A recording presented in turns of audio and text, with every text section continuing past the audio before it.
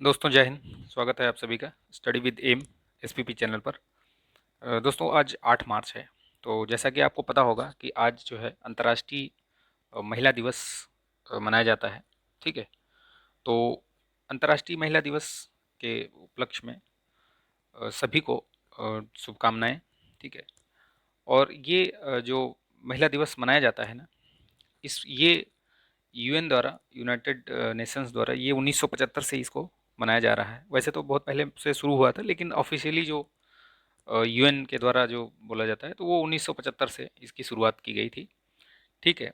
तो महिलाओं के प्रति देखिए, इनकी इनको जो है एम्पावरमेंट, इनका जो है इनके अधिकार, इन सभी चीज़ों के लिए बहुत सारे काम किए गए हैं, किए जा रहे हैं और आगे भी होते रहेंगे। ठीक है। महिलाएं भी आज देखिए, कोई कोई ऐसा क्षेत्र नहीं है जहाँ पर महिलाओं का वर्चस्व ना हो। ठीक है।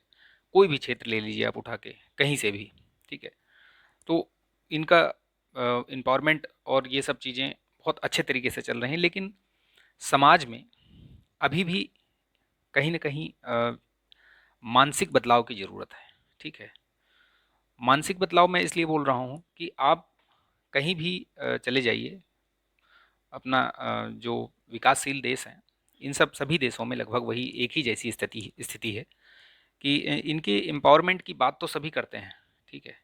लेकिन जो विचार है ना, मानसिक विचार, यानी आपका जो मेंटल वो चेंज करना है स्टेटस, उसको चेंज करने की ज़रूरत है। ठीक है। उनको सिर्फ महिला या उसकी दृष्टि से नहीं देखे जाने चाहिए। वो भी इस पृथ्वी पर एक मानव का जीवन लेकर अवतरित हुई हैं। तो जितना अधिकार पुरुषों का है उतना ही अधिकार उनका है। उनको सिर्फ ये नहीं सोचना चाहिए कि ये महिला है इसलिए इनको सशक्तिकरण की आवश्यकता है। नहीं, हमारे वेदों, हमारे शास्त्रों में, हमारे इसमें सब में कहा गया है, नारी नारी ही नारायणी, नारी तू नारायणी। ठीक है। और जयशंकर प्रसाद जी ने अपने कामायनी में कहा है कि नारी तू श्रद्धा है। ठीक है। तो कहने का मतलब ये है कि नारियों के प्रति सम्मान रखें, उनको श्रद्धा भाव से देखें। ठीक है। आप उनका उनकी इज्जत करेंगे तो वो उनको अच्छा लगेगा उनको, और आपको भी इज्जत मिलेगी। ठीक है। तो ये मेरे विचार थे, तो मैंने सोचा कि आप लोगों के साथ शेयर करें। ठीक है। अच्छा लगा तो लाइक कीजिएगा, शेयर कीजिएगा। ठीक है। तो चलिए शुरू करते हैं आज का डेली करंट अफेयर्स का ये डोज। ठीक है। तो ये सभी परीक्षाओं के लिए महत्वपूर्ण है, बहुत महत्वपूर्ण है। ध्यान रखिएगा इसको। ठीक है। इसको आप डेली देखिए, नोट्स बनाइए, रिवाइज कीजिए। आपका कोई भी प्रश्न इससे गलत नहीं होगा कहीं से भी। हाल ही में एक ग्रीनफील्ड एयरपोर्ट का ये बनाने का मतलब निर्णय लिया गया है। कहाँ पर बनेगा वो ग्रीनफील्ड एयरपोर्ट, याद रखिएगा, ये अरुणाचल प्रदेश में बनेगा, ईटानगर में। ठीक है। ऊर्जा कुशल होगा ये, और साथ ही में यहाँ पे ये जल संचयन प्रणाली भी होगी। ठीक है। वाटर कंजर्वेशन वाला सिस्टम भी वहाँ पे होगा। ठीक है। कौशल्या मातृत्व योजना ये किस राज्य ने शुरू की है? तो ये छत्तीसगढ़ राज्य ने शुरू की है अभी। ठीक है। ये अ, इसमें क्या है कि दूसरी जो कन्या होगी, मान लीजिए किसी की एक लड़की है, तो अगर उसकी दूसरी लड़की भी होती है, मेल फीमेल गर्ल चाइल्ड होगी जो भी, तो वो उनको 5,000 की जो है आर्थिक सहायता दी जाएगी। ठीक है। तो ये याद रखिएगा, ऐसे प्रश्न पूछे जाते हैं कि कौशल्या मातृत्व योजना मैचिंग में दे देगा आपको, लिस्टिंग में, तो उसको ध्यान रखिएगा। चलिए, अंतर्राष्ट्रीय बुसान फिल्म फेस्टिवल में एक फिल्म नामित हुई है अपने, उत्तराखंड की ये फिल्म है। ठीक है। पाताल ती करके है ये। ठीक है। ये भोटिया बोली में है, पाताल ती। ये अंतर्राष्ट्रीय बुसान फिल्म फेस्टिवल कहाँ पे हो रहा है? ये दक्षिण कोरिया में हो रहा है। तो यहाँ पे क्या है कि जो इसमें कई सारी मूवीज़ होती हैं नामित, और इसमें से जो टॉप 4 होती हैं वो ऑस्कर के लिए नामित होती हैं वो। ठीक है। तो इसलिए महत्वपूर्ण है ये, तो याद रखिएगा ये पाताल ती उत्तराखंड की ये मूवी है लोकल लैंग्वेज में। ठीक। अंतर्राष्ट्रीय महिला दिवस की थीम अभी जैसे कि 8 मार्च को, ये मैंने बताया अभी आपको। ठीक है। ये 8 मार्च को मनाया जाता है। ये 1975 से शुरुआत की यूएन ने।